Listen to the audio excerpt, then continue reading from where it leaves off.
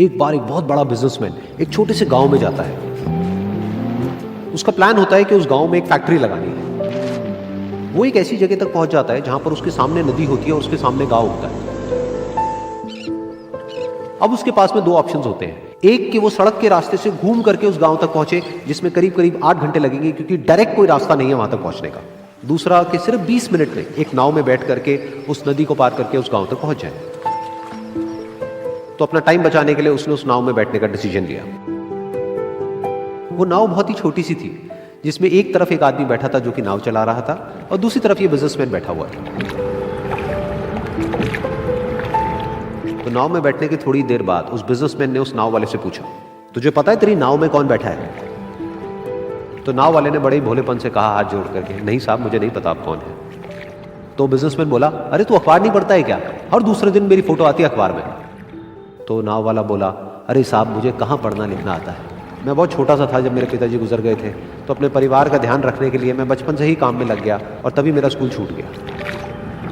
ये सुन करके उस बिजनेसमैन ने उसका मजाक उड़ाते हुए उसको कहा, तुझे पढ़ना लिखना तक नहीं आता है, ऐसी जिंदगी का क्या फायदा?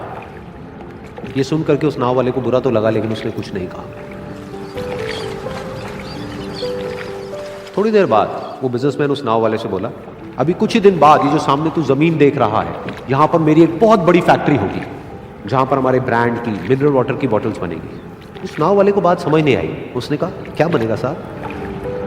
तो बिजनेसमैन थोड़ा सा इरिटेट होकर के बोला कि हमारे यहाँ पर पानी की बोतलें बनेंगी जो तेरे गांव में नहीं बिकेगी, लेकिन शहरों में बहुत बिकती है। अरे कभी तू शहर गया होगा तो तूने देखी होगी पानी की बोतलें रखी होती है दुकानों पर। फिर वो नाव वाला बोला, अरे साहब मुझे कैसे पता होगा, मैं तो कभी इस गाँव से बाहर गया ही नहीं।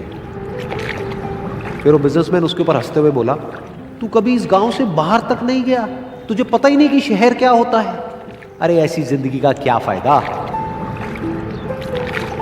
उसकी ये बात सुन करके उस नाव वाले को सच में लगने लगा कि मेरी जिंदगी शायद किसी काम की नहीं है। अपनी इस सोच की वजह से उसका नाव से ध्यान हटा और तभी नाव की टक्कर हो गई एक बड़े से पत्थर से, जिसकी वजह से नाव में पानी भरने लगा और नाव डूबने लगी।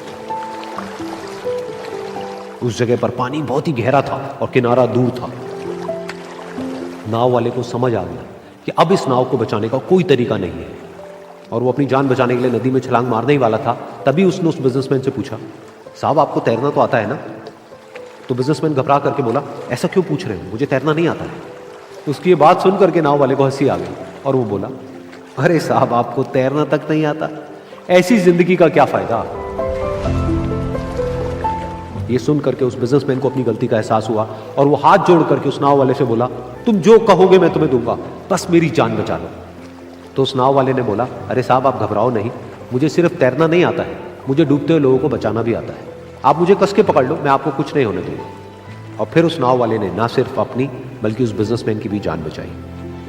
तो इस कहानी से हम एक बहुत बड़ी सीख ले सकते हैं कि हमें जिंदगी में कभी भी किसी का भी मजाक नहीं उड़ाना चाहिए या उसको अपने से कम नहीं समझना चाहिए, क्योंकि हमें नहीं पता कि हमें कब, कहां, कैसे, किसकी जरूरत पड़ जाए।